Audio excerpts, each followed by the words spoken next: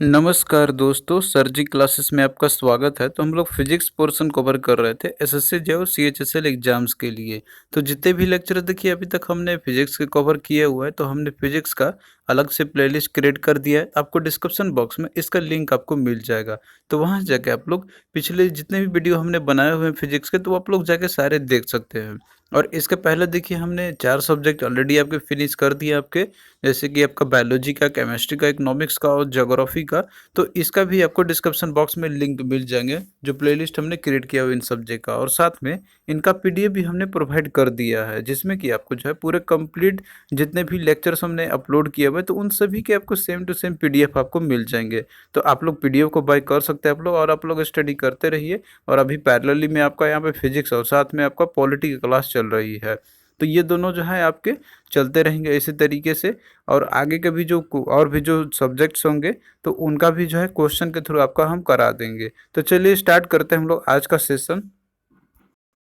तो आज जो है हम लोग लाइट चैप्टर डिस्कस करेंगे, जो कि आपका ये काफ़ी इंपॉर्टेंट है और इनसे क्वेश्चन आपके पूछे ही जाते हैं एग्जाम्स में। इसमें आपको जो है बहुत सारा कॉन्सेप्ट आपको स्टडी करना है, जैसे कि आपका लाइट का रिफ्लेक्शन, रिफ्रैक्शन, और उसके बाद फिर मिरर फार्मूला, और उसके बाद फिर जो है आपको लेंस लेंस के थ्रू या फिर जो मिरर के थ्रू जो भी इमेज बनती है, तो उनका नेचर कैसा होता है। तो इन सारी चीज़ों से भी क्वेश्चन आपके पूछे जाते हैं। तो सबसे पहले हम यहाँ पे जो है लाइट के कुछ बेसिक इंट्रोडक्शन देखेंगे हम लोग। तो लाइट जो है, तो ये ट्रांसवर्स इलेक्ट्रोमैग्नेटिक वेव होता है, जो कि ह्यूमंस के द्वारा देखे जा सकते हैं। अब ये इलेक्ट्रोमैग्नेटिक वेव इसलिए होते हैं क्योंकि इसके अंदर में इलेक्ट्रिक और मैग्नेटिक ये दोनों कंपोनेंट रहते हैं, जो कि एक दूसरे के ट्रांसवर्स में रहेंगे, यानी कि दोनों परपेंडिकुलर रहते हैं। और जितने भी इलेक्ट्रोमैग्नेटिक वेव्स होते हैं, तो जैसे कि आप जानते हैं कि वो वैक्यूम में ट्रेवल कर सकते हैं, तो लाइट भी जो है वैक्यूम में ये ट्रेवल कर सकता है। और वैक्यूम में ही सबसे ज़्यादा स्पीड होती है लाइट की। तो जो कि इसका हम लोग आगे भी देखेंगे हम लोग। तो देखिए जितने भी ह्यूमंस जैसे लाइट को ऑब्जर्व कर सकते हैं उनको, तो ऑल लाइट नहीं होता है। जैसे कि मान लीजिए कुछ लाइट की कुछ रेंज होती है, जो कि ह्यूमंस को विजिबल होती है। तो ह्यूमन आई के पास देखिए एक सेंसिटिविटी होती है कि जो कि इलेक्ट्रोमैग्नेटिक वेव को डिटेक्ट कर सकता है। तो जिसका स्मॉल रेंज होती है इलेक्ट्रोमैग्नेटिक स्पेक्ट्रम के अंदर में, तो उसी को ही सिर्फ विजिबल कर सकते हैं, यानी कि उसी को हम लोग केवल देख सकते हैं। तो इलेक्ट्रोमैग्नेटिक रेडिएशन जो कि मतलब अगर इस रेंज के बीच में रहेगी, यानी कि जो स्पेक्ट्रम रहेगा आपका वेवलेंथ जो 400 नैनोमीटर से लेके 750 नैनोमीटर के बीच में जो रहेगा, तो उसी को हम लोग लाइट बोलते हैं, और इसी को ही हम लोग देख सकते हैं। तो यही केवल जो है विजिबल होती है ह्यूमन आई को। अब देखिए जो इसे लाइट के बारे में मैंने आपको बताया था कि ये जो है वैक्यूम में भी ट्रेवल कर सकता है। तो जो स्पीड की जो लाइट होती है वैक्यूम में, तो ये सबसे ज़्यादा स्पीड होती है जो अटेनेबल किया जा सकता है नेचर के अंदर में। तो लाइट के अगर आप मान लीजिए कि स्पीड अगर आपको देखना होगा, तो इसका मैक्सिमम जो होता है तो वो वैक्यूम के अंदर में ही होगी, जो कि इसकी वैल्यू होती है 3 × 10⁸ मीटर पर सेकेंड। तो ये जो है सबसे मैक्सिमम स्पीड की लाइट होती है, और वो भी किस में होती है, तो वो वैक्यूम में होती है। तो यही चीज़ कंसिडर किया जाता है कि speed of light is equal to 3 × 10⁸ metre per second. तो ये हर जगह आपको यही चीज़ यूज़ करना होगा आपको। अब देखिए जैसे लाइट जो होती है, तो इसको हम लोग कंसिडर करते हैं हम लोग कि ये जो है एक पॉइंट से लेके दूसरे पॉइंट तक ये जो है ट्रैवल करती है, और ये एक स्ट्रेट लाइन में ट्रैवल करेगी। अब यहाँ पे देखिए जो ये पाथ फॉलो करता है, यानी कि जिस भी पाथ में ये लाइट चलती है आपका, यहाँ पे मान लीजिए इस तरीके से लाइट आपका पाथ में फॉलो कर रहा है, तो उसको बोलते हैं हम लोग रे ऑफ लाइट बोलते हैं हम लोग। और इस तरीके के अगर bundle of ray of light अगर रहेंगे, मान लीजिए कि बहुत सारे इस तरीके के बंडल लाइट अगर एक साथ जा रहे होंगे यहाँ पे, तो उसको बोलते हैं हम लोग बीम ऑफ लाइट बोलते हैं हम लोग। जैसे कि आप यहाँ पे देख रहे हैं एक रे ऑफ लाइट है, उसी तरीके से बहुत सारे रे ऑफ लाइट जाएंगे। अब यहाँ पे जो मिल के जितने भी ये बने बंडल आपका रे ऑफ लाइट का, तो वो हो जाता है बीम ऑफ लाइट, इसको हम लोग बोलते हैं। तो ये सारा कुछ बेसिक चीज़ है आपको कि जो आपको यहाँ पे समझना होगा।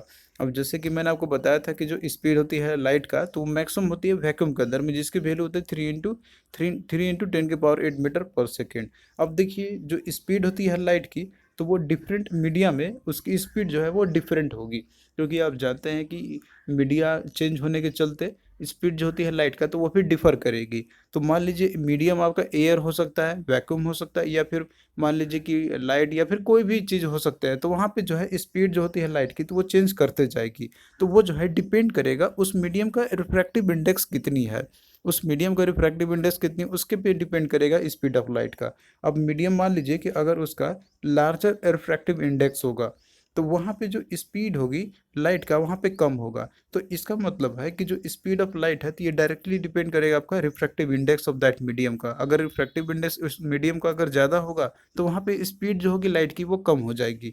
अब जैसे वाटर की यदि हम बात करते हैं तो इसकी जो रिफ्रैक्टिव इंडेक्स है वो ज़्यादा होती है, फिर ग्लास की भी ज़्यादा होती है।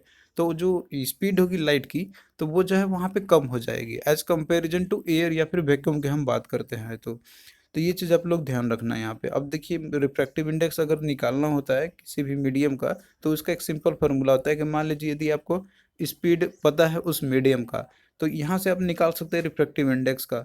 तो आप जानते हैं कि स्पीड ऑफ लाइट जो होती है वैक्यूम के अंदर में तो आपका इतना होता है, तो ये आप लोग यहाँ से पुट कर सकते हैं, ये तो आपको याद रखना होगा। अब स्पीड दिया रहेगा आपका उस मीडियम का कि कितना है, तो इसके थ्रू आप लोग रिफ्रैक्टिव इंडेक्स उस मीडियम का आप लोग निकाल सकते हैं। तो रिफ्रैक्टिव इंडेक्स किसी मीडियम का निकालने के लिए इस फॉर्मूला का आप लोग यूज कर सकते हैं, that is equal to speed of light in vacuum और एयर दैट इज अपॉन में speed of light in that medium. तो इसके थ्रू जो है आप लोग कोई भी क्वांटिटी दिया रहेगा तो आप लोग निकाल सकते हैं यहाँ पे। अगर मान लीजिए कि रिफ्रैक्टिव इंडेक्स उस मीडियम का दिया रहेगा तो आप लोग जो है उस मीडियम का स्पीड निकाल सकते हैं कि वहाँ पे लाइट की स्पीड कितनी होगी, क्योंकि speed of light in vacuum आपको पता रहेगा कितनी होती है। तो इस वैल्यू को सब्स्टिट्यूट करके जो है आप लोग निकाल सकते हैं।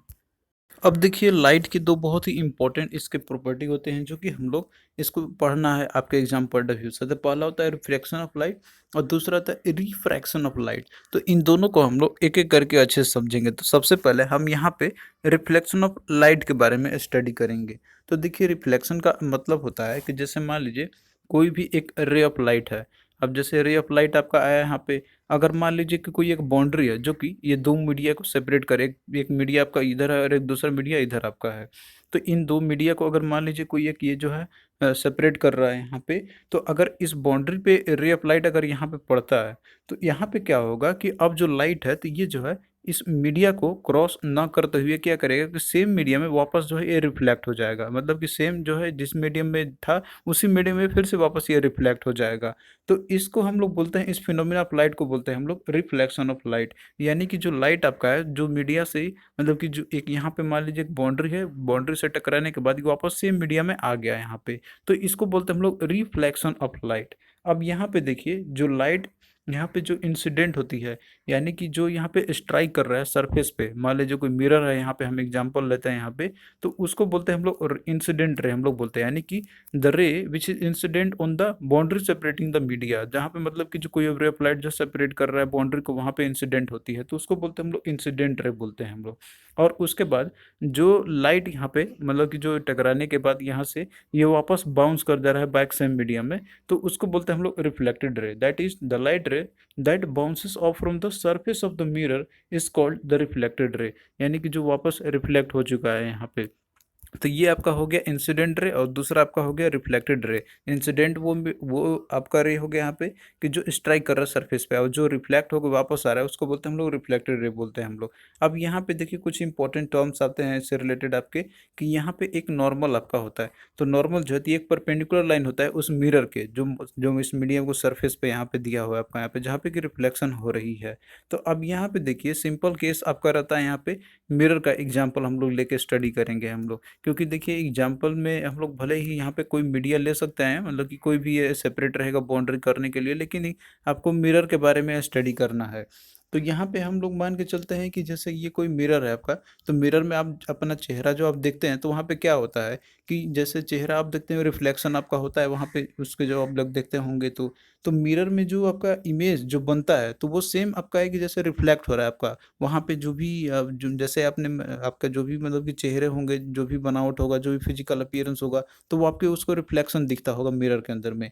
तो जो इमेज बनती है रिफ्लेक्शन मतलब होने के बाद प्लेन मिरर के अंदर में, तो ये भी जो है आपका कैसा नेचर कैसा होगा और उसके क्या क्या प्रॉपर्टीज होते हैं, तो इनसे आपके क्वेश्चन पूछे जाता है। अब यहाँ पे देखिए जो मिरर में आपका इमेज बनता है तो वो भी रिफ्लेक्शन का ही फिनोमिना है, क्योंकि वहाँ पे भी आप रिफ्लेक्टेड इमेज को ही आप अपना वहाँ पे देखते हैं। तो सेम कॉन्सेप्ट होता है मिरर के केस में भी। तो यहाँ पे हम प्लेन मिरर की हम बात कर रहे हैं, ये कनकेव और कन्वेक्स मिरर की नहीं, जिसमें कि प्लेन मिरर वो आपका होगा यहाँ पे कि जो इमेज जैसा आपका साइज का है तो वैसा ही साइज का वो दिखाएगा, उसमें कोई बड़ा छोटा आपको करके नहीं दिखाई देगा। तो प्लेन मिरर के कुछ कैरेक्टरिस्टिक इसके होते हैं। तो सपोज कीजिए कि मान लीजिए कोई ये आपका मिरर है, प्लेन मिरर आपका है, और यहाँ पे कोई ऑब्जेक्ट है।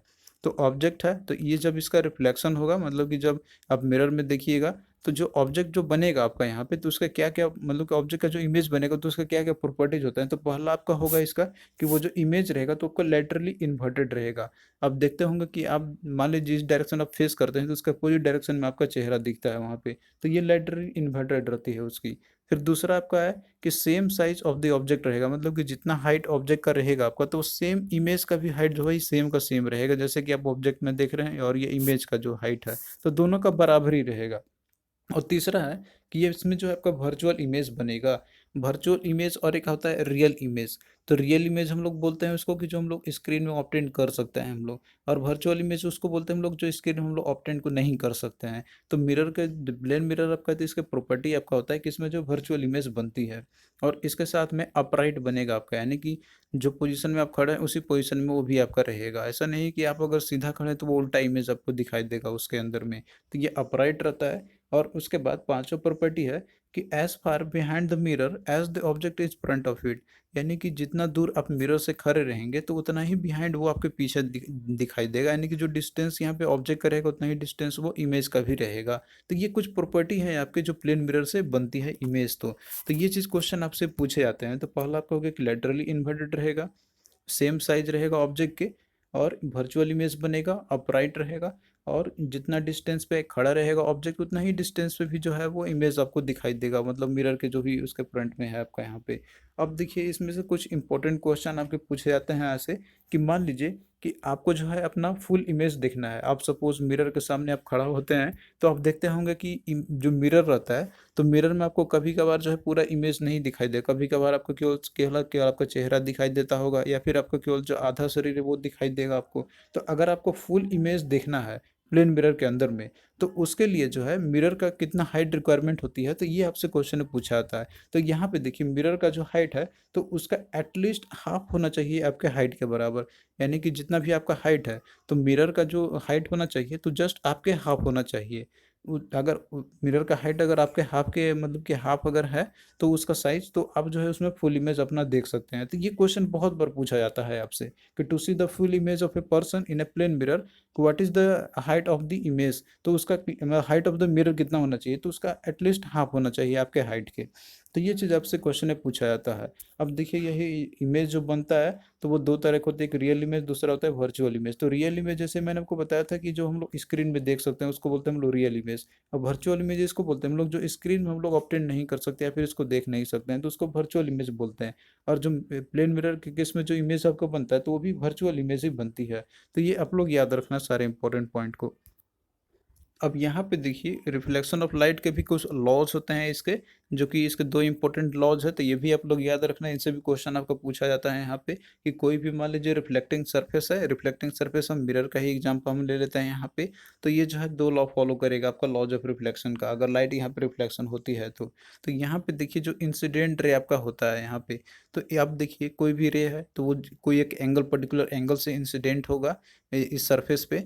तो अब मान लीजिए जितना इसके एंगल बनता है आपका यहाँ पे, that is the angle of incidence. हम बोलते हैं कि जो एंगल आपका नॉर्मल और जो इंसिडेंट रहे इसके बीच में जो एंगल बनता है उसको बोलते हैं हम लोग इंसिडेंट एंगल बोलेंगे। तो जो एंगल ऑफ इंसिडेंस आपका होगा, अब उसके बाद जब ये रे रिफ्लेक्ट करेगा तो इसके बीच में भी एंगल कुछ बनेंगे, मतलब नॉर्मल और रिफ्लेक्टेड रे के बीच में। तो जितना एंगल ऑफ इंसिडेंस बनेगा उतना ही एंगल ऑफ रिफ्लेक्शन होती है। तो that is angle of incidence is equal to angle of reflection. तो ये इसका फर्स्ट, इसका जो है लॉ आपका है। फिर दूसरा यहाँ पे है कि जो इंसिडेंट रे है, यहाँ पे देख रहे हैं इंसिडेंट रे आपका हो गया, और साथ में जो रिफ्लेक्टेड रे है और जो नॉर्मल है ये सब, तो ये जितने भी मतलब है, तो जो एक पॉइंट पे जहाँ पे इंसिडेंट हो रहा है यहाँ पे, तो ये जो एक ही प्लेन में ये लाई करेंगे। तो ये इसका दूसरा लॉ आपका है। तो ये दोनों चीज़ आप लोग याद रखना। अब आइए हम लोग यहाँ पे प्लेन मिरर से रिलेटेड कुछ इसके इंपॉर्टेंट कैरेक्टरिस्टिक्स हम लोग देखते हैं यहाँ पे कि प्लेन मिरर से जो क्वेश्चन आपके पूछे जाते हैं इसमें से। तो देखिए जो प्लेन मिरर आपका रहता है तो इसका जो एक पार्ट रहता है आपका, तो एक रिफ्लेक्टिंग सरफेस होती है, और दूसरा जो पार्ट मतलब दूसरा जो पोर्शन रहता है इसके बैक साइड का, तो वो पॉलिश्ड रहता है। पॉलिश्ड या फिर इसको सिल्वर्ड सरफेस किया जाता है ताकि जो है लाइट रिफ्लेक्ट करे। अगर ये देखिए पॉलिश नहीं किया रहेगा तो लाइट जो है रिफ्लेक्ट नहीं करेगा और आपको क्लियर इमेज वहाँ पे नहीं दिखेगा। और ये चीज़ आपने नोटिस भी किया होगा कि जैसे जो मिरर जो रहते हैं तो उसके पीछे आप देखते हैं पॉलिशिंग किया रहता है। अगर आप उसको पॉलिशिंग को हटा देंगे तो वहाँ पे आपको इमेज नहीं दिखाई देगा। तो इसीलिए जो है पीछे पॉलिशिंग की जाता है कि जो लाइट का रिफ्लेक्शन हो सके और आप लोग क्लियर इमेज देख सकते हैं अपने प्लेन मिरर के अंदर में। तो देखिए जो प्लेन मिरर आपका रहता है यहाँ पे, तो उसका एक शार्प मेटेलिक पॉलिश किया आता है जो कि आपका वही चीज़ लिखा हुआ है इसके अंदर में। और ये इसलिए किया आता है ताकि जो है वो आपका जो है मतलब कि डिके ना कर सके। और साथ में जो बैक साइड रहता है मिरर का आपका सिल्वर का, तो उसमें हम लोग सिल्वर या फिर मरकरी के साथ उसमें जो है लेयर चढ़ाई जाती है वहाँ पे। तो यही जो है आपका एक रिफ्लेक्टिंग सरफेस की तरह काम करता है यहाँ पे। अब ये कौन सा क्वेश्चन है इसमें से आपको पूछा जाता है यहाँ पे कि अगर मान लीजिए हम प्लेन मिरर को अगर हम रोटेट करते हैं उसके प्लेन से, यानी कि जो इंसिडेंट एंगल है आपका, तो उसमें अगर मान लीजिए थीटा से यदि हम उसको रोटेट करते हैं तो इमेज जो आपका रहेगा तो वो रोटेट कितना से करेगा, तो वो 2 थीटा के साथ ये आपका जो है वो रोटेट कर जाएगा। तो ये चीज़ भी क्वेश्चन पूछे जाते हैं, तो ये भी आप लोग याद रखना। अब मान लीजिए कोई पर्सन है, अगर वो वेलोसिटी v के साथ मूव करता है, अगर मान लीजिए कि मिरर के साथ में अब मिरर के पास में अगर आता है या फिर उससे दूर जाता है यहाँ पे, तो उसका जो इमेज है तो वो भी जो है उसी वेलोसिटी के साथ यहाँ पे अब दुगना हो जाएगा। यानी कि जितना वेलोसिटी यहाँ पे था उसका भी उसका जस्ट यहाँ पे उसका दुगना हो जाएगा। मतलब कि जितना दूर आप उसके आते हैं या दूसरे नज़दीक आप आते हैं जिस वेलोसिटी से, तो उसका दुगना वेलोसिटी से जो है इमेज आपको दिखाई देगा कि वो मूव कर रहा है आपका यहाँ पे। तो ये दो कॉन्सेप्ट आपके हैं, एक आपको याद रखना है यहाँ पे कि यदि हम प्लेन मिरर को रोटेट करते हैं by plane of angle of incident by angle of theta, तो जो इमेज जो रोटेट करेगा आपका एंगल 2 थीटा से रोटेट करेगा। और अगर आप मान लीजिए कि भी वेलोसिटी से यदि आप मिरर के नज़दीक आते हैं या फिर आप दूर जाते हैं, तो जो इमेज जो आपको उसमें लगेगा कि वो जो है उसका दुगना वेलोसिटी के साथ वो आइदर या तो नज़दीक आ रहा है या फिर वो दूर जा रहा है। तो जस्ट ये चीज कॉन्सेप्ट आपसे पूछ जाते हैं एग्जाम्स में आपके। अब मान लीजिए एक क्वेश्चन आपका आता है इसमें से भी कि अगर ऑब्जेक्ट जो है अगर आप रखते हैं दो मिरर के बीच में, जो कि एक पैरेलल मिरर, एक मान लीजिए मिरर एक मिरर आपका यहाँ पे दोनों पैरेलली एक दूसरे से है। अब इसके बीच में कोई ऑब्जेक्ट आपका रखा हुआ है यहाँ पे, तो इसका जो इमेज बनेगा ना आपका, तो वहाँ पे infinite number of image formed होंगे। तो ये कब होगा कि जब दो मिरर जो है पैरेलल रखे रहेंगे एक दूसरे से, तो इसमें जो है इन्फिनाइट नंबर ऑफ इमेज आपके बनते हैं। तो ये भी आप लोग याद रखना। अब आइए हम लोग यहाँ पे देखते हैं स्फेरिकल मिरर के बारे में। तो स्फेरिकल मिरर जो रहता है तो इसका शेप जो आपका है तो ये ओरिजिनल शेप मतलब कि जो रहता है स्फेरिकल शेप का आपका रहेगा, ये प्लेन नहीं रहेगा। जिस तरह के प्लेन मिरर आप देखते हैं तो वो जो है आपका तो उससे डिफरेंट रहेगा ये। तो मिरर जो स्फेरिकल प्लेन से हम लोग जो कट करके बनाते हैं हम लोग कंस्ट्रक्ट करते हैं हम लोग, तो उसी को स्फेरिकल मिरर बोलते हैं। तो इसका एग्जाम्पल आपका है कि जैसे कनकेव मिरर का और कन्वेक्स मिरर का आपका हो गया। तो देखिए कोई भी स्फेरिकल मिरर जो रहता है आपका यहाँ पे, तो एक साइड जो मिरर का रहेगा आपका तो उसमें लेयर रहेगा मरकरी का या फिर उसमें कोटिंग किया था लेड ऑक्साइड का। तो इसके दो टाइप्स होते हैं, जैसे कि मैंने आपको बताया था कि आपका कनकेव मिरर होगा, दूसरा कन्वेक्स मिरर होता है। तो इसमें देखिए डिफरेंस क्या होता है आपका यहाँ पे कनकेव मिरर को कनकेव मिरर कन्वेक्स मिरर में, कि जो कनकेव मिरर रहेगा तो इसमें जो है इसका इनसाइड में, यानी कि जो कनकेव साइड जो रहेगा आपका स्फेरिकल सरफेस का, तो वो पॉलिश किया हुआ रहता है। तो इसको बोलेंगे हम लोग कनकेव मिरर। आप यहाँ पे एग्जांपल में देखिए फिगर में आपका दिया हुआ है यहाँ पे, ये मान लीजिए ओरिजिनल स्फेयर का ये पूरा जैसे कि एक शेप है इसका, तो इसी में से जो है कट करके बनाया जाता है, मिरर बनाए जाते हैं, मतलब कि जो कनकेव मिरर या कन्वेक्स मिरर। तो अब मान लीजिए ये आपका दिखा रहा है यहाँ पे जो है कनकेव मिरर का एग्जाम्पल आपका है ये। तो इसका जो अंदर वाला जो पोर्सन है, मतलब कि जो अंदर रहेगा तो ये इसका जो पॉलिश रहेगा इसका, ये वाला पोर्शन जो आपका है तो ये कनकेव सरफेस का, तो ये पॉलिश किया हुआ रहेगा। तो इसको बोलते हैं हम लोग कनकेव मिरर बोलेंगे। और वहीं पे देखिए यही सेम आपका ओरिजिनल स्फेयर है, अगर इसमें से इसका आउटर जो पार्ट इसका है, यानी कि जो आउटसाइड है कन्वेक्स सरफेस का, अगर वो पॉलिश किया हुआ रहेगा तो उसको हम लोग कन्वेक्स मिरर बोलेंगे हम लोग। तो ये चीज़ आप लोग अब देख गए होंगे फिगर से, आपको समझ में आ गया होगा, क्योंकि इसी के ही इसी से ही हम लोग बनाते हैं, तो इसलिए बोलते हैं इसको हम लोग स्फेरिकल मिरर का ही पार्ट बोलते हैं हम लोग। तो कनकेव हो या कन्वेक्स मिरर हो, तो वो जो है स्फेरिकल मिरर का ही वो पार्ट होता है, उसी से हम लोग इसको बनाते हैं। अब यहाँ पे देखिए जो कनकेव मिरर आपका है, तो कनकेव मिरर को हम लोग कन्वर्जिंग मिरर भी बोलते हैं हम लोग, क्योंकि देखिए जो लाइट जब जाता है मतलब कि जब इसके ऊपर जब रिफ्लेक्ट होके आएगा यहाँ से, तो वो जो है एक पॉइंट पे आके सब सारे के सारे कन्वर्ज करते हैं यहाँ के, तो इसलिए इसको कन्वर्जिंग मिरर बोलते हैं। और बाकी जो कन्वेक्स मिरर आपका है तो इसको डाइवर्जिंग मिरर बोलते हैं, क्योंकि इसमें जब लाइट रिफ्लेक्शन के बाद जो है वो डाइवर्ज कर जाता है, यानी कि जो आपका वो रिफ्लेक्ट करता है तो आपका डाइवर्ज कर जाता है इधर उधर, वो कन्वर्ज नहीं करेगा एक पॉइंट पे आके। कंसंट्रेट नहीं होगा, वो छितरा जाएगा जहाँ तक, इसलिए इसको बोलते हैं हम लोग डाइवर्जिंग मिरर बोलते हैं। तो आई होप कि ये चीज़ आप लोग समझ गए होंगे। अगर इनसाइड सरफेस पॉलिश्ड रहेगा तो वो आपका हो जाएगा कनकेव मिरर, अगर आउटसाइड सरफेस जो है पॉलिश्ड रहेगा उसका यानी कन्वेक्स सरफेस, तो आपका हो जाएगा कन्वेक्स मिरर कहलाएगा आपका। अब यहाँ पे देखिए मिरर से रिलेटेड कुछ इंपॉर्टेंट टर्म्स जो आपके रहते हैं, जैसे कि पोल हो गया, सेंटर ऑफ कर्वेचर हो गया, प्रिंसिपल एक्सिस हो गया, फोकस हो गया।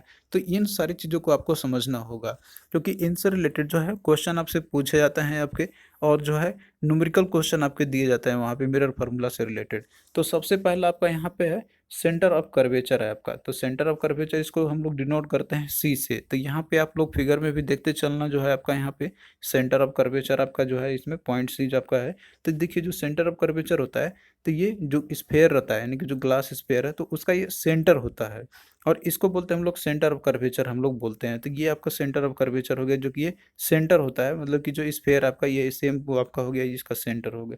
फिर उसके बाद देखिए इसमें पोल आपका रहता है। तो पोल जो है हम लोग इसको डिनोट करते हैं, इसको आप इधर या तो ओ से आप डिनोट कर सकते हैं, या फिर पी से भी आप डिनोट कर सकते हैं इसको ये। तो जो मिडिल पॉइंट होता है स्फेरिकल मिरर का, तो उसको हम लोग पोल बोलते हैं। तो इसका देखिए जो मिडिल पॉइंट आपका स्फेरिकल मिरर का ये, तो उसको हम लोग इसको पोल बोलेंगे।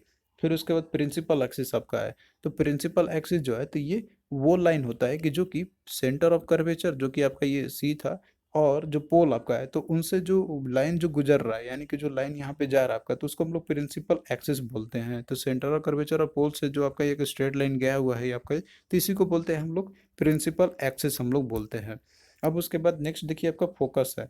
तो फोकस जो होता है, तो ये मिडिल पॉइंट होता है स्ट्रेट लाइन जो हम लोग ड्रॉ किए हुए हैं इसके ऊपर में, यानी कि जो आपका प्रिंसिपल एक्सिस है, तो उसमें जो मिडिल पॉइंट आपका होता है यहाँ पे, जो हम लोग ड्रॉ करते हैं पोल और रेडियस ऑफ कर्वेचर के बीच में, तो उसको हम लोग फोकस बोलते हैं हम लोग। तो यहाँ पे आप देख रहे हो सेंटर ऑफ कर्वेचर और पोल है, तो इसके बीच का जो मिडिल जो रहता है आपका, यहाँ पे मिडिल पॉइंट जो रहता है आपका स्ट्रेट लाइन पे जो ड्रॉ किया हुआ है, तो उसको हम लोग फोकस बोलते हैं। तो ये सारा कुछ आपका यहाँ पे मिरर के में दिया हुआ रहता है, यानी तो कि आपको ये देखना होगा कि कौन कहाँ पे रहता है, क्योंकि ये चीज़ जानना आपके लिए ज़रूरी है।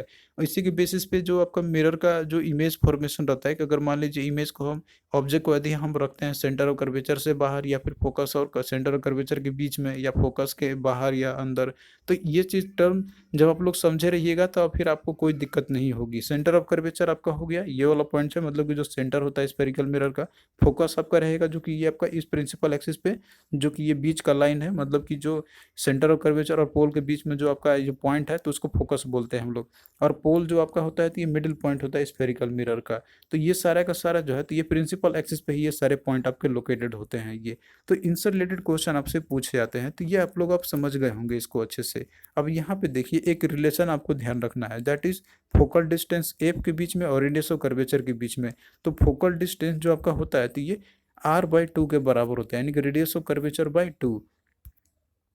अब भाई हम लोग यहाँ पे देखते हैं मिरर फार्मूला के बारे में। तो इनसे क्वेश्चन आपके न्यूमेरिकल क्वेश्चन पूछे जाते हैं, तो आपको जो है यहाँ पे एक एक टर्म को ध्यान से देखना होगा।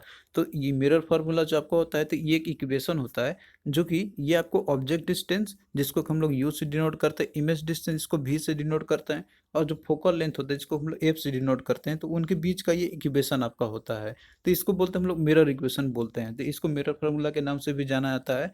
तो ये क्वेश्चन भी आपसे पूछा था, इसका देखिए डेरिवेशन होते हैं, किस तरीके से आप मिरर फार्मूला को आप ऑब्टेन कर सकते हैं, लेकिन हमको वो नहीं देखना है, हमको बस आपको यहाँ पे इसका इक्वेशन जो होता है, तो वो आपको याद रखना है। तो मिरर फार्मूला का जो इक्वेशन आपका होता है, जिसमें कि ऑब्जेक्ट डिस्टेंस आपका रहता है जिसको हम लोग यू से डिनोट करते हैं, इमेज डिस्टेंस भी से करते हैं, और फोकल लेंथ आपका रहता है जिसको कि एफ से डिनोट करते हैं। तो ये जो है इस तरीके से रिलेट आपके होते हैं, that is 1/f is equal to 1/v plus 1/u। तो ये आपका हो गया इमेज फार्मूला का इक्वेशन। तो ये आप लोग याद रखना, जिसमें कि आपका भी जो है ऑब्जेक्ट का इमेज डिस्टेंस है, यू जो है आपका ऑब्जेक्ट डिस्टेंस है, और एफ जो है तो फोकल लेंथ होता है मिरर का। अब यहाँ पे देखिए कोई भी जैसे स्फेरिकल मिरर आपका है, तो उसी का ही हम लोग ये फार्मूला निकालते हैं यहाँ पे। तो इसमें जो इमेज डिस्टेंस, ऑब्जेक्ट डिस्टेंस और फोकल लेंथ क्या होती है, तो ये चीज़ आपको समझना होगा यहाँ पे। अब जैसे कि देखिए आपने पोल के बारे में स्टडी किया था, कि पोल जो आपका होता है, तो ये जैसे कि ये वाला पॉइंट आपका जो रहता है पोल आपका, ये वाला पॉइंट को हम लोग पोल बोलते हैं। तो इसमें जो डिस्टेंस आपका होता है यहाँ पे ऑब्जेक्ट के बीच में और पोल जो मिरर का होता है तो उसके बीच का जो डिस्टेंस होती है तो उसको बोलते हैं हम लोग ऑब्जेक्ट डिस्टेंस। सपोज कीजिए कि ऑब्जेक्ट जो है आपका, मान लीजिए यहाँ पे हमने इसको रखा हुआ है, यहाँ पे ऑब्जेक्ट आपका है, तो ऑब्जेक्ट यहाँ पे रखा हुआ है और मिरर का जो पोल है, मतलब पोल जो आपने यहाँ पे देखा था क्या होता है इसका डेफिनेशन, तो इसके बीच का जो दूरी आपका होगा ऑब्जेक्ट और पोल के बीच में, तो इसको बोलेंगे हम लोग, इसको बोलेंगे हम लोग ऑब्जेक्ट डिस्टेंस बोलेंगे, जो कि यू से डिनोट करते हैं हम लोग। और उसके बाद जो यहाँ पे आपका जो इमेज डिस्टेंस है, तो डिस्टेंस ऑफ इमेज मतलब कि इमेज कहीं पे भी फॉर्मेशन हुआ होगा और पोल के बीच में, पोल आपका यहाँ पे है, तो पोल और इमेज जहाँ पे भी फॉर्मेशन हुआ है आपका, तो उसके बीच का जो दूरी आपका है तो उसको हम लोग भी से डिनोट करते हैं हम लोग। तो आई होप ये चीज़ आपको समझ में आ गया होगा। और बाकी जो यहाँ पे आपका फोकल लेंथ है, तो फोकल लेंथ हम लोग बोलते हैं यहाँ पे कि distance between the principal focus, जो प्रिंसिपल फोकस आपका था जो कि एप से हम लोग डिनोट वहाँ पे किए थे, और जो पोल है मिरर का, तो उसके बीच का जो डिस्टेंस होता है उसको हम लोग फोकल लेंथ बोलते हैं। तो ये चीज़ें आप लोग को समझ में आ गई होगी कि यहाँ पे किस तरीके से जो है ऑब्जेक्ट डिस्टेंस, इमेज डिस्टेंस और साथ में फोकल लेंथ ली जाती है। अब देखिए जो डिस्टेंस जितने भी मेजर किया जाता है आपका यहाँ पे, तो वो जो है मिरर को हम लोग कंसिडर मान के चलते हैं कि वो ओरिजिन पे है इसका, तो ओरिजिन से ही लेके हम लोग इसमें मापते हैं हम लोग। अब यहाँ पे कुछ इंपॉर्टेंट पॉइंट्स आपके हैं कि जैसे मान लीजिए कि जो आपका इसमें कन्वेक्स मिरर का अगर केस आपका दिया है इक्वेशन, मान लीजिए कि ये फॉर्मूला तो दोनों के लिए सेम रहती है, लेकिन यहाँ पे अगर मान लीजिए कन्वेक्स मिरर का हम कंसिडर करते हैं यहाँ पे, तो उसका जो फोकल लेंथ होता है तो वो निगेटिव आपका रहता है, और वहीं पे जो कनकेव मिरर का रहेगा तो उसका जो फोकल लेंथ आपका रहेगा तो वो पॉजिटिव होती है। तो ये दो चीज़ बस आपको यहाँ पे याद रखना है केवल। अब ये फॉर्मूला जो आपका है, तो ये सारे कंडीशन या सारे सिचुएशंस के लिए वैलिड रहते हैं आपके, जितने भी स्फेरिकल मिरर आपके रहते हैं, चाहे वो आपका कनकेव मिरर हो या फिर कन्वेक्स मिरर हो, और ये ऑब्जेक्ट कहीं भी कोई भी पोजीशन पे आपका रखा हुआ है, तो सभी के लिए आप यही फार्मूला आप यूज़ कर सकते हैं यहाँ पे। अब इसमें और भी कन्वेंशन आपको यूज़ करने हैं जो कि आपको याद रखना है कि जैसे मान लीजिए कि कोई भी ऑब्जेक्ट है, मतलब ऑब्जेक्ट रहेगा तो उसका हाइट कुछ तो रहेगा ही रहेगा। तो ऑब्जेक्ट मान लीजिए कि जब वो ऊपर आपका रहेगा यहाँ पे, तो ऊपर जितने भी डिस्टेंस मतलब मेजर करेंगे हाइट ऑफ ऑब्जेक्ट का, तो उसको हम लोग हमेशा जो है पॉजिटिव ही हम लोग इसको नापेंगे, यहाँ पे पॉजिटिव पे वैल्यू ही लेंगे हम लोग उसको। और उसके बाद मान लीजिए अगर हाइट नीचे है, मतलब ऑब्जेक्ट आपका, ऑब्जेक्ट का जो इमेज बनता है तो इमेज नीचे ही बनते हैं हर एक केस में, बहुत सारे केसेस में, तो इस केस में जो है निगेटिव केस हम लोग लेंगे इस तरह से। और वहीं पे देखिए जो डिस्टेंस हम लोग मिरर के लेफ्ट में जो लेंगे हम लोग, तो यहाँ पे उसका निगेटिव वैल्यू लेंगे, और जो डिस्टेंस होता है उसका राइट साइड में, तो उसमें पॉजिटिव वैल्यू हम लोग लेंगे। तो ये सारे कुछ साइन कन्वेंशन है जो आपको याद रखना है, इसके बेसिस पे जो है आप लोग क्वेश्चन को इजीली कर लीजिएगा, फिर आपको साइन कन्वेंशन में कोई भी प्रॉब्लम नहीं आएगी। अब भाई हम लोग यहाँ पे क्वेश्चंस करते हैं जितना भी अभी तक आपने पढ़ा है यहाँ पे। तो क्वेश्चन देखिए कि in which of the following mirror size of image formed is always equal to the size of the object. तो किस केस में जो है जिसमें कि आपका इमेज बनेगा, कौन सा मिरर का केस में, कि जो इमेज का जो साइज आपका रहेगा तो वो इक्वल रहेगा ऑब्जेक्ट के साइज का। तो ये देखिए आपका होता है प्लेन मिरर के केस में, प्लेन मिरर में जो जितना ऑब्जेक्ट का साइज रहेगा तो उतना ही इमेज का भी साइज रहेगा, उसमें कोई छोटा बड़ा नहीं रहेगा आपका। तो ये राइट आंसर आपका ऑप्शन सी इसमें आपका हो जाएगा।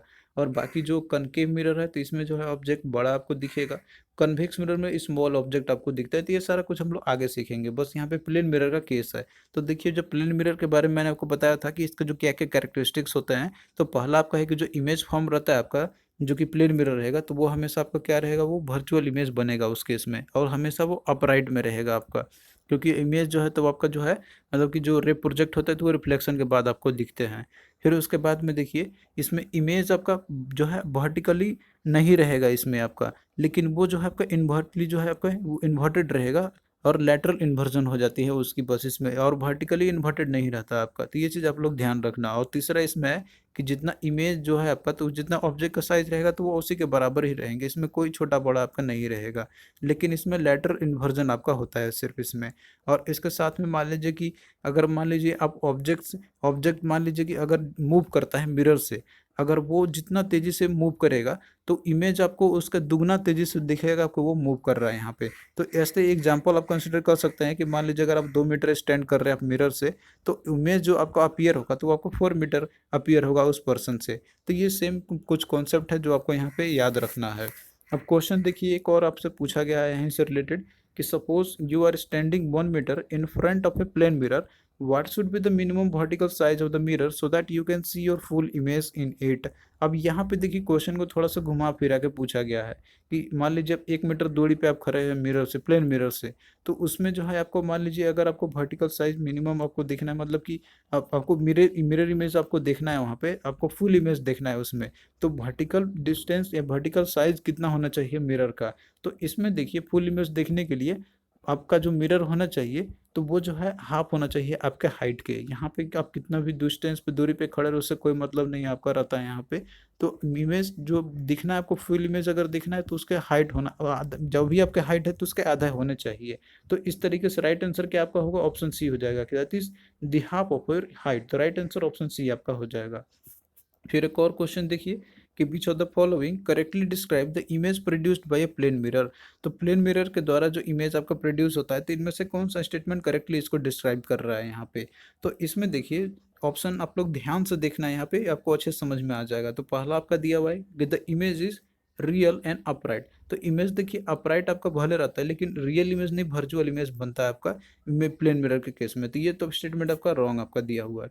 फिर अगला देखिए दिया हुआ है कि the image will move twice as fast towards the plane mirror as the object moves। तो इसमें देखिए दिया आपका यहाँ पे कि जो इमेज आपका है तो वो ट्वाइस फास्ट मूव करेगा प्लेन मिरर में। इस केस में आपका जो है ऑब्जेक्ट अगर मान लीजिए जितना भी तेजी से वो मूव करेगा, तो ये जो है आपका दिया हुआ सेंटेंस आपका सही दिया हुआ है। क्योंकि आपने देखा था यहाँ पे कि जितना तेजी से आप भागिएगा तो उसमें आपको ट्वाइस दिखेगा कि वो उतना तेजी से वो उसमें मूव कर रहा है। तो इस तरीके से जो ऑप्शन बी आपका दिया हुआ है तो ये आपका सही लग रहा है इसमें। बाकी आप और भी ऑप्शन आप देख सकते हैं यहाँ पे कि the image is the same size as the object with no lateral inversion. तो इसमें देखिए जो इमेज आपका रहता है तो वो सेम साइज का रहता है, लेकिन उसमें जो इमेज रहेगा तो वो लैटरल इन्वर्जन आपका हो जाएगा। कोई इसमें लिखा हुआ है कि नो लैटरल इन्वर्जन, तो ये भी आपका स्टेटमेंट गलत है, क्योंकि पूरा स्टेटमेंट आपका सही होना चाहिए।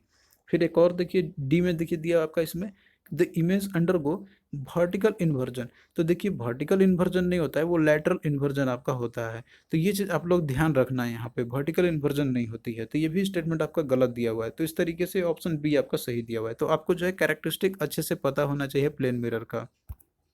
अब यहाँ पे देखिए क्वेश्चन आपसे पूछा गया था जो कि मिरर फार्मूला से रिलेटेड आपका था इसमें कि the radius of curvature of a convex mirror. यहाँ पे ध्यान देना आप लोग कि मिरर कौन सा दिया, यहाँ पे कन्वेक्स मिरर की बात कही गई है।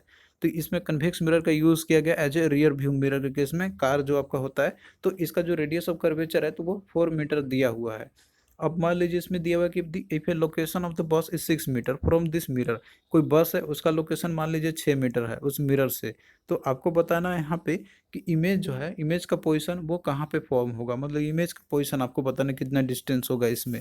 तो इसमें देखिए आपको फॉर्मूला यूज़ करना है। इसमें आपको रेडियस का कर्वेचर जो है आर की वैल्यू दी हुई है, और एक आपका जो है ऑब्जेक्ट का डिस्टेंस तो वो आपका यू दिया हुआ है। तो आपको यहाँ पे निकालना है क्या, आपको पोजीशन निकालना है इमेज का, दैट इज भी आपको निकालना है। तो इस केस में सबसे पहले आपको फोकल लेंथ निकालना होगा, तब आपको मिरर फार्मूला में आपको बैठाना होगा यहाँ पे। तो हम लोग फोकल लेंथ और रेडियस और कर्वेचर के बीच में आपने रिलेशन देखा था, that is F is equal to जो था फार्मूला आपका वहाँ पे r/2। तो आप यहाँ पे आप रख सकते हैं इससे, तो यहाँ से जो है आपका निकल जाएगा। तो आप यहाँ पे अगर आप निकाल सकते हैं, जैसे फोकल लेंथ जो होगा आपका यहाँ पे r/2 आपका होता है। अब इसमें देखिए जो रेडियस ऑफ कर्वेचर आपका है इसमें, तो रेडियस ऑफ कर्वेचर जो आपका है इसके अंदर में जो आर का जो वैल्यू है, तो रेडियस ऑफ कर्वेचर यहाँ पे जो आपका तो वो +4 मीटर आपका हो जाएगा। क्योंकि देखिए ये कन्वेक्स मिरर का केस है, तो कन्वेक्स मिरर के केस में जो जो हम लोग फोकल जो अरे सॉरी जो रेडियस ऑफ कर्वेचर होता है, तो वो जो है हम लोग उसका राइट साइड में लेते हैं, मतलब कि जो इधर आपका रहता है। तो राइट साइड में आपने देखा था कि जो भी हम लोग लेते हैं वैल्यू मेजर करते हैं तो वो हमेशा पॉजिटिव में ही हम लोग रखते हैं। तो उस केस में जो है आपका आर का वैल्यू क्या हो जाएगा, +4 मीटर आपका हो जाएगा यहाँ पे। तो इसके इस फॉर्मूले से आप निकाल सकते हैं, that is F is equal to 4/2। तो एफ का वैल्यू आपका कितना हो गया, +2 मीटर आपका आ गया। अब इसके बाद आप लोग इस फॉर्मूले में आप यहाँ पे पुट कर सकते हैं। तो यहाँ पे देखिए आपको जैसे यू का वैल्यू पता है, यू देखिए यहाँ पे 6 मीटर है, लेकिन यहाँ पे आपको साइन कन्वेंशन पे भी ध्यान देना होगा। यहाँ पे आपका क्या है, कन्वेक्स मिरर का आपका केस दिया हुआ है। तो कन्वेक्स मिरर केस में जो ऑब्जेक्ट डिस्टेंस हम लोग रखते हैं, ऑब्जेक्ट मतलब जो रखते हैं हम लोग, तो हमेशा मिरर के लेफ्ट में ही लिया जाता है, वो चाहे आपका कन्वेक्स या कनकेव दोनों रहते हैं उस केस में। तो इस तरीके से ऑब्जेक्ट डिस्टेंस आपका क्या हो जाएगा, इसका -6 सेंटीमीटर, क्योंकि लेफ्ट साइड आपका रहता है ऑब्जेक्ट, तो उस केस में हम लोग नेगेटिव साइन लेते हैं हम लोग। तो इसका -6 आपका हो जाएगा। बस कुछ नहीं करना, आप इस फॉर्मूले में आप सब्सटीट्यूट कर दीजिए। तो सब्सटीट्यूशन करने के बाद जो है आपका भी का वैल्यू आपका निकल जाएगा, तो जो कि इसका आपका आ जाएगा 1.5 मीटर आपका आ जाएगा। तो that means the image formation आपका हो रहा है तो वो 1.5 मीटर मिरर के बिहाइंड में आपका हो रहा है, जो कि आपके यहाँ पे पॉजिटिव वैल्यू आपकी आ रही है यहाँ पे, जिससे आप समझ सकते हैं कि मिरर जो है बिहाइंड में आपका बन रहा है यहाँ पे। तो इसका थ्रू आप कैरेक्टरिस्टिक भी आप बता सकते हैं इन सभी चीज़ों का। तो यहाँ पे आपको जो भी चीज़ मैंने आपको बताया तो आपको समझ में आया होगा। इसी तरीके से जो है आपको क्वेश्चन को सॉल्व करने होंगे, आपको साइन कन्वेंशन पे भी ध्यान देना होगा। तो थैंक यू दोस्तों, आपको कैसा लगा ये लेक्चर आप लोग कमेंट करके ज़रूर बताना। और इसी तरीके से जो है बाकी और भी फिजिक्स के जो भी आगे के पार्ट आपके हैं तो वो हम लोग कवर करते चलेंगे। तो आपसे एक ही रिक्वेस्ट है कि आप लोग वीडियो को शेयर करते रहें अपने फ्रेंड्स के एमओ। तो चलिए फिर मिलते हैं नेक्स्ट वीडियो में, तब तक के लिए बाय।